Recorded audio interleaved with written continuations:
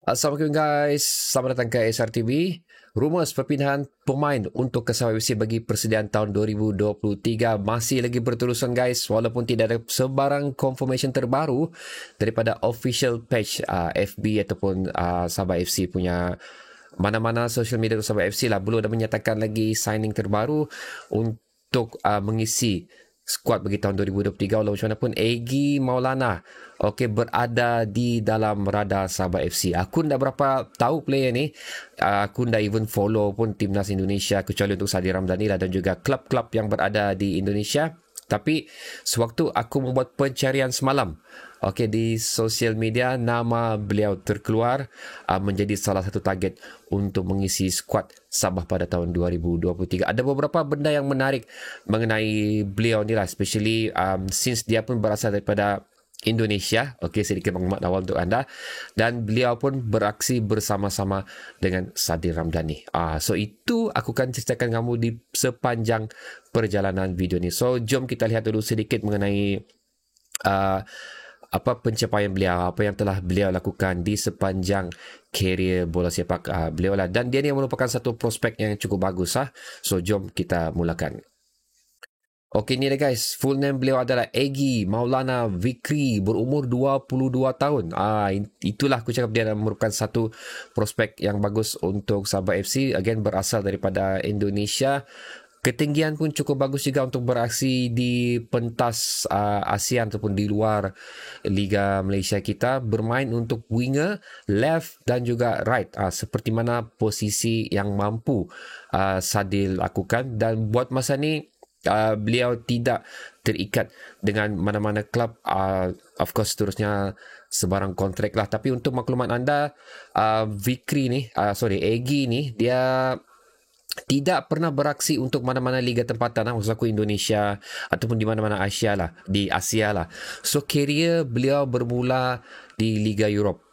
So pernah bersama beberapa klub di Polish League, dan last kali sebelum beliau, dia punya cerita ni, dia sekarang beraksi dengan salah satu klub di Slovakia kalau aku tak silap. Kontrak dia sepatutnya habis pada tahun 2023, Mei 2023, tapi beliau memutuskan untuk membuat mutual understanding, mutual agreement untuk menamatkan kontrak di antara beliau dan juga klub, membuatkan beliau tidak dimiliki oleh siapa-siapa sekarang ni.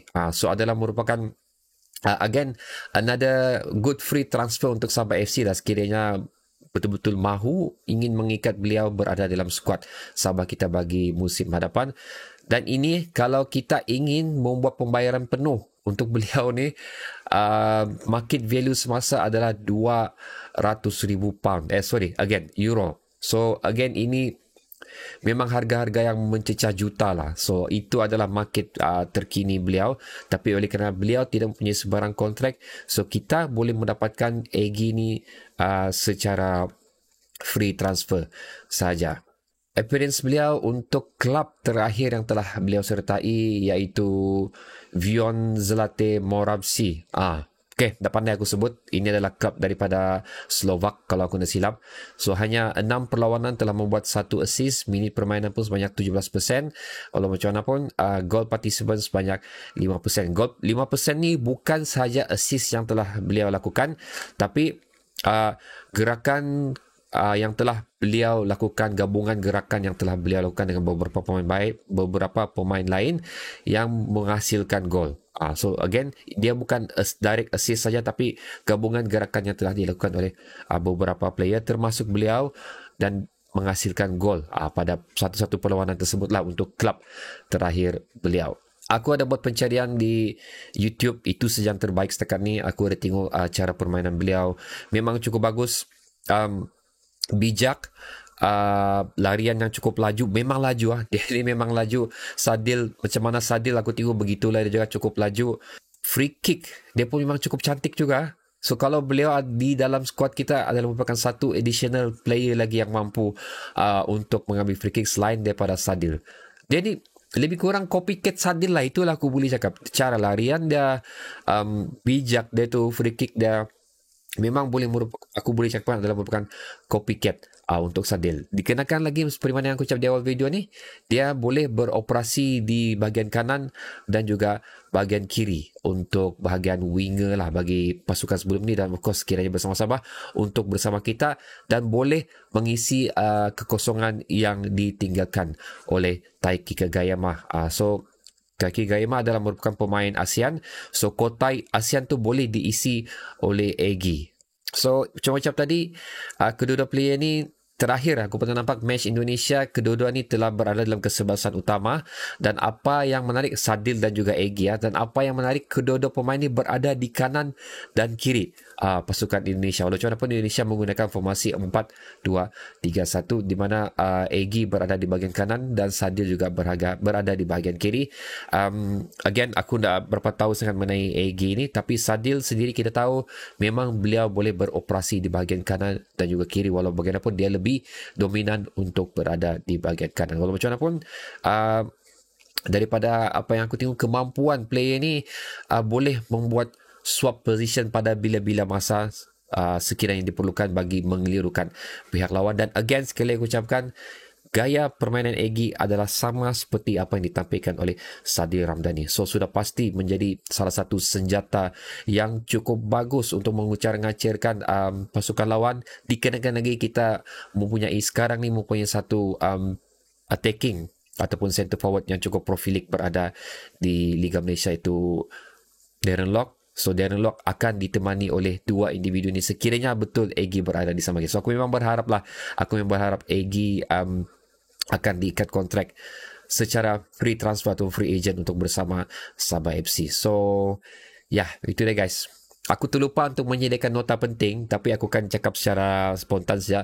So seperti mana yang telah aku kongsikan di awal video ni, so Egy adalah merupakan satu prospek yang cukup bagus, berumur 22 tahun, boleh berada lama lagi dengan klub Sabah FC sekiranya beliau ingin meneruskan kerjaya beliau bersama kita. So akan memperkukuhkan lagi bahagian kanan dan kiri kita, seterusnya mengisi kekosongan ASEAN yang telah ditinggalkan oleh Taiki Kagayama, dan seterusnya mengisi slot import untuk Sabah FC yang kalau dikatakan oleh pihak penganjur Liga Malaysia ni, kita boleh mendaftar sebanyak 9 player import dan 5 akan berada di Padang. 5 akan berada di Padang dan 1 berada di bangku simpanan. So ini adalah merupakan again target yang cukup bagus untuk berada di kesebelasan utama kita. Dikenakan lagi, mana yang aku ulang pada video sebelum ni, dikenakan lagi dengan jadual kita yang akan menjadi cukup padat, ditambahkan dengan aksi untuk AFC pula. So itu adalah nota secara ringkas. Dan of course satu lagi, dia again lah free transfer, tidak mempunyai sebarang kontrak dengan mana-mana klub, so kita tidak perlu membayar yuran perpindahan. So ini satu penjimatan yang cukup bagus untuk Sabah FC. So okay guys, adakah aku mau tahu kamu pernah dengarkah pasal Egy Maulana ni? So kamu pernah dengar itu pertama, kamu pernah dengar juga Egy Maulana akan menyertai Sabah FC? Kamu pernah dengarkah dua ni? So apa pendapat kamu tentang Egy Maulana?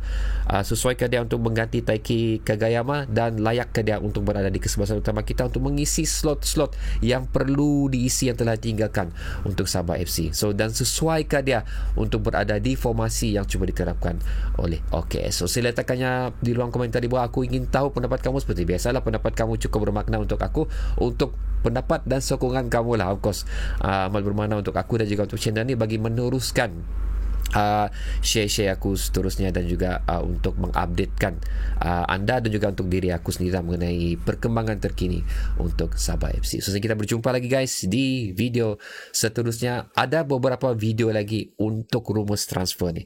Egy Maulana bukan di dalam list aku, so terpaksa aku sertakan. So yang dua aku janjikan tu akan muncul tidak lama lagi di channel Sabah Rhino TV. So nantikan kemunculan dua video tu mengenai rumus terkini perpindahan Sabah FC. Assalamualaikum, sehingga berjumpa lagi.